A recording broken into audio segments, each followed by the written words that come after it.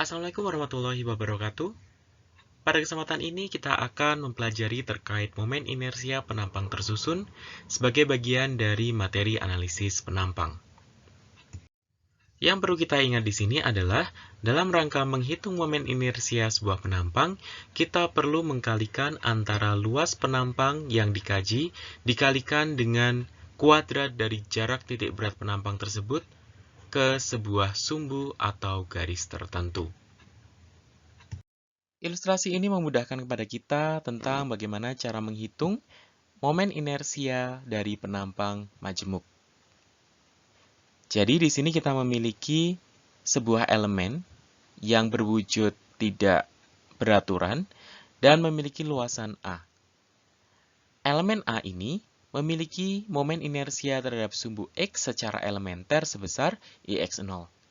Dan penampang ini juga memiliki momen inersia terhadap sumbu Y elementernya sebesar Y0.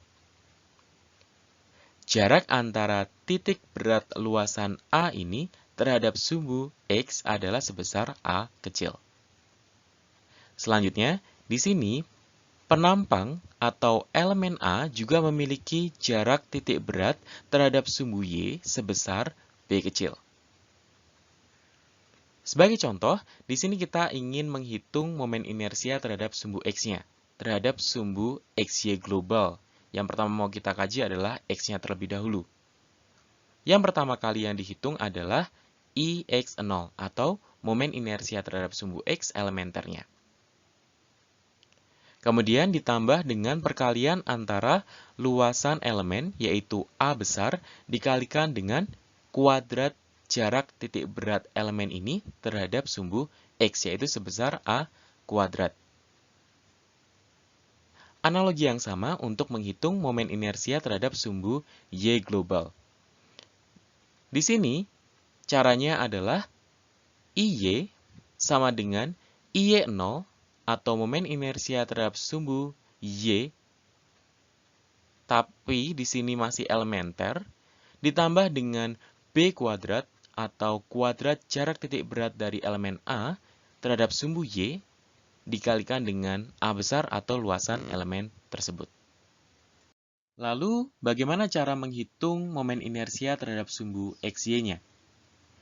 Dalam persamaan yang diberikan tanda kotak merah, di sini dapat kita lihat bahwa persamaan IXY sama dengan integral XY dA plus integral AB dA.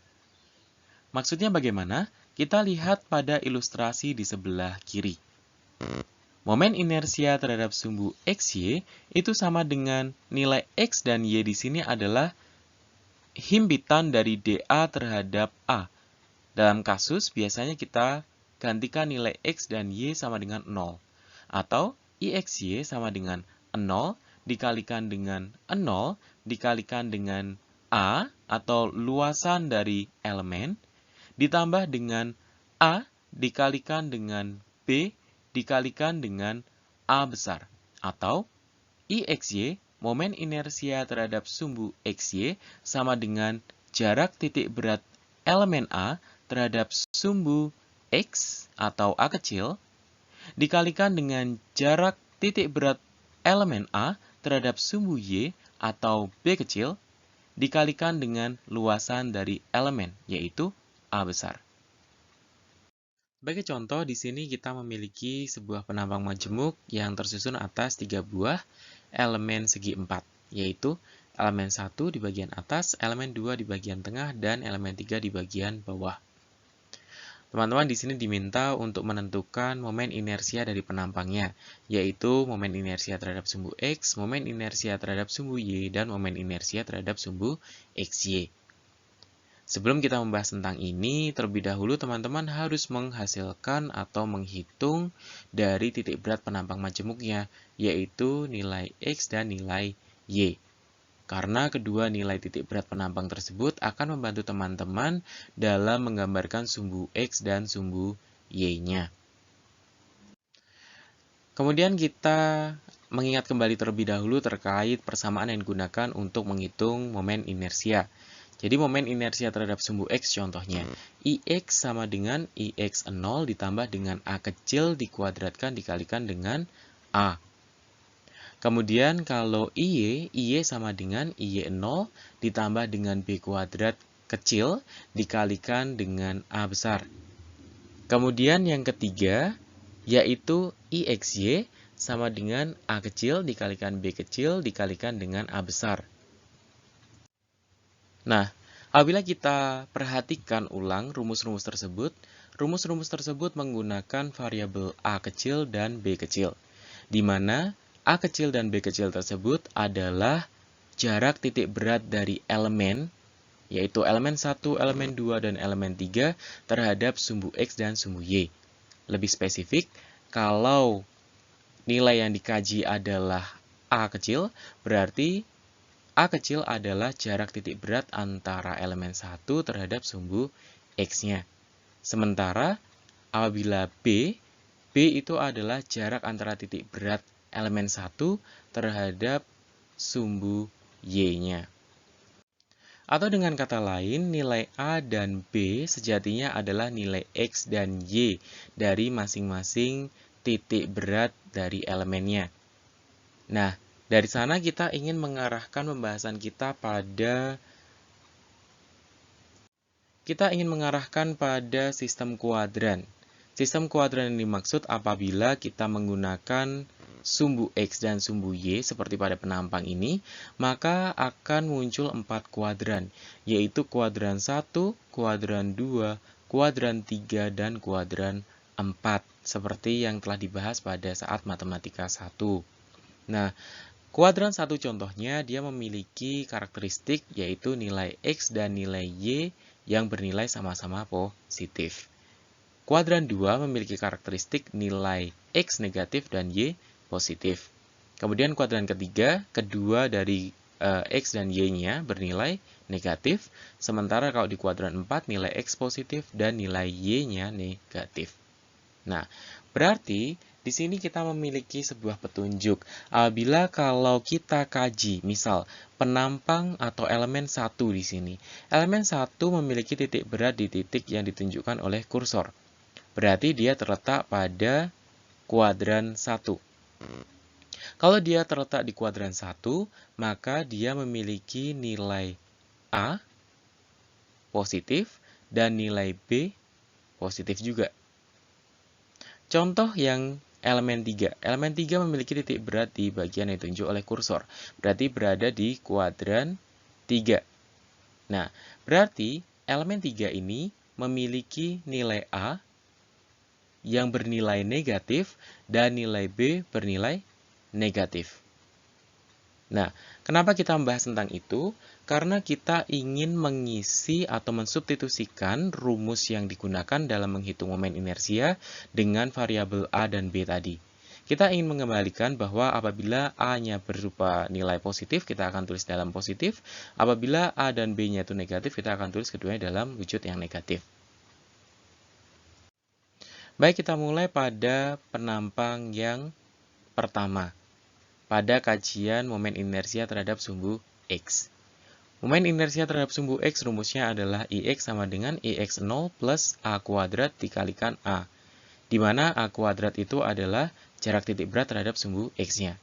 Yang tidak menjadi permasalahan dengan kita adalah nilai IX0, di mana IX0 adalah 1/12 BH pangkat 3, dan A besarnya atau luasan dari elemennya itu adalah B dikalikan H.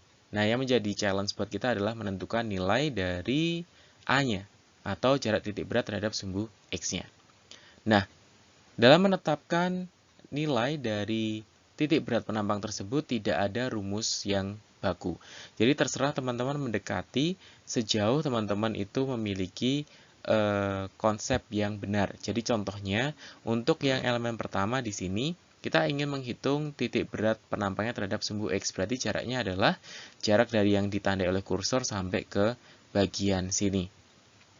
Yang kedua, dia karena berhimpit dengan X dan Y-nya, titik potongnya berarti dia nilainya akan 0, nilai A-nya. Kemudian kalau yang elemen ketiga di sini, elemen yang ketiga Karena dia ada di kuadran 3, nilainya akan negatif. Jaraknya seberapa? Jaraknya dari titik yang ditandai oleh kursor sampai ke sini. Sebagai contoh pada elemen yang pertama. Elemen pertama sejarak ini. Berarti nilainya adalah separuh dikalikan 60 ditambah dengan separuh dari 10. Berarti 30 ditambah dengan 5 alias 35. Di sini benar ya, 35. Elemen yang kedua di sini tepat berhimpit, berarti nilai A-nya sama dengan 0. Berarti A-nya sama dengan 0. Kemudian yang elemen ketiga di sini jaraknya seberapa? Berarti separuh dari 60 ditambah dengan separuh dari 10. Berarti 30 ditambah dengan 5 alias 35. Karena dia di kuadran yang ketiga berarti nilai A-nya negatif. Berarti negatif 35. Seperti itu.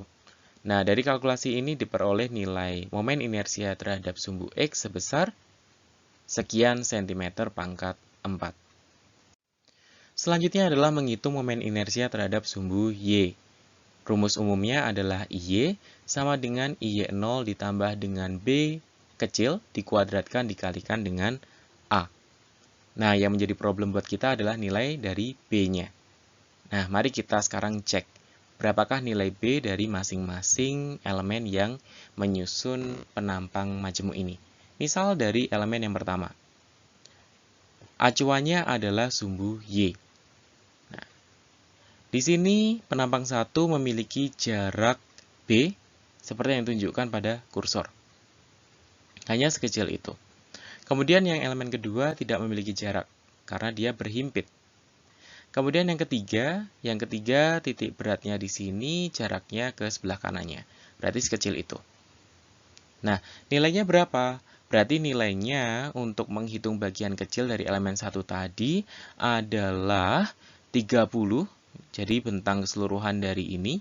Kemudian dikurangi dari setengahnya 30. Kita akan menyisakan panjang yang ada di sebelah kiri ini. Berarti kita masih punya 15. Kemudian dikurangi sejarak ini, alias separuh dari 15, berarti 7,5. Kuadran berapa? Di sini adalah kuadran 1, berarti nilai B-nya adalah positif. Positif 7,5. Benar ya di sini 30 dikurangi 22,5. Jadi teman-teman nggak perlu menuliskan 30 kurangi 22,5, tidak masalah, mendekati dengan caranya sendiri, asalkan hasilnya 7,5. Kemudian elemen yang kedua, seperti yang ditunjukkan pada kursor. Berarti titik beratnya ada di sini, tidak ada jarak sama sekali. Berarti nilai B 0. Tulis aja 0 langsung. Match. Kemudian di bagian elemen 3, berarti jaraknya ada di sini. Kuadran berapa? Kuadran ke-3. Berarti nilai B-nya bernilai negatif. Berarti nilai B-nya nanti negatif. Jaraknya seberapa? Jadi bentangnya ini total adalah 30, kemudian dikurangi setengah kali 30, berarti sisa di sebelah sini ada 15, dikurangi dengan separuh dari 15 lagi, berarti jaraknya di sini adalah 7,5. Lebih tepatnya adalah negatif 7,5, karena dia ada di kuadran ke-3.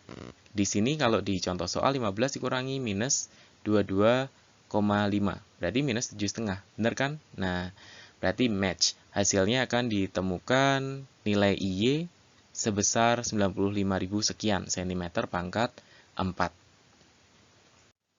Yang terakhir di sini adalah menentukan momen inersia terhadap sumbu XY-nya. Rumusnya adalah A kecil dikalikan B kecil dikalikan dengan A besar. Berarti A kecil sama B kecil dengan mudah teman-teman tinggal mengcopy atau menggunakan angka saja dari yang atas. Dan tinggal dikalkulasikan dan mendapatkan nilai sebesar 157.000 sekian cm pangkat 4. Nah, begitulah pendekatan yang kita gunakan dalam menghitung momen inersia terhadap sumbu X, terhadap sumbu Y, dan momen inersia terhadap sumbu XY. Berikut merupakan beberapa poin kesimpulan yang dapat diambil dari analisis momen inersia pada sebuah penampang.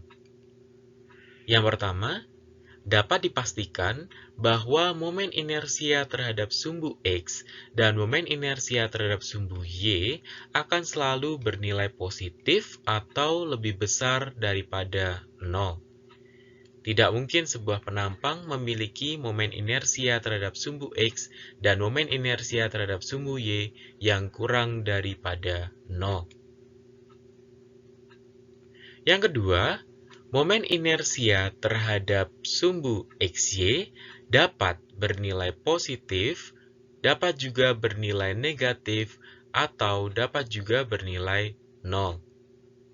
Hal tersebut dipengaruhi oleh konfigurasi dari penampang tersusun yang kita analisis. Berikut merupakan contoh dari kasus momen inersia yang ada di lapangan. Katakanlah di sini terdapat sebuah kolom dengan tinggi L dan di bagian ujungnya diberikan beban tekan P. Kolom ini memiliki penampang berbentuk segi empat seperti yang teman-teman lihat di sini dengan rasio B dan H yang terpaut sangat jauh. Nah, dari sini teman-teman dapat menghitung momen inersia terhadap sumbu X dan momen inersia terhadap sumbu Y-nya. Rumus dari momen inersia terhadap sumbu X adalah 1/12 B dikalikan H pangkat 3. Yang dipangkat 3-kan adalah H-nya. Sementara momen inersia terhadap sumbu Y adalah 1/12 B pangkat 3 H. Berarti yang dipangkat 3-kan adalah B-nya. Dari kasus ini berarti dapat kita pahami momen inersia terhadap sumbu X-nya akan menghasilkan angka lebih besar daripada momen inersia terhadap sumbu Y-nya. Berdasarkan kasus tersebut, maka dapat diberikan kesimpulan bahwa sumbu Y merupakan sumbu lemah dari penampang ini. Sehingga pengaruhnya apa? Jadi pengaruhnya seperti teman-teman ketika menekan penggaris. Jadi penggaris tersebut akan mengalami tekuk, yang tekuknya itu ke arah samping. Karena arah dari sumbu lemah penampang ini adalah arah Y alias arah sampingnya. Sementara sumbu kuat dari penampang ini adalah sumbu X-nya. Jadi karena X adalah sumbu kuat, maka struktur ini tidak akan mengalami tekuk ke arah X-nya. Lantas, bagaimana dengan kasus yang sekarang teman-teman saksikan dalam slide ini? Teman-teman memiliki penampang berupa siku. Ke arah manakah struktur ini akan mengalami tekuk? Dan apa alasannya? Coba silahkan teman-teman dapat memprediksi nilai dari momen inersia penampang ini dengan memberikan angka sembarang pada B dan H-nya. Kemudian dengan logika yang sama seperti sebelumnya, berikan alasan.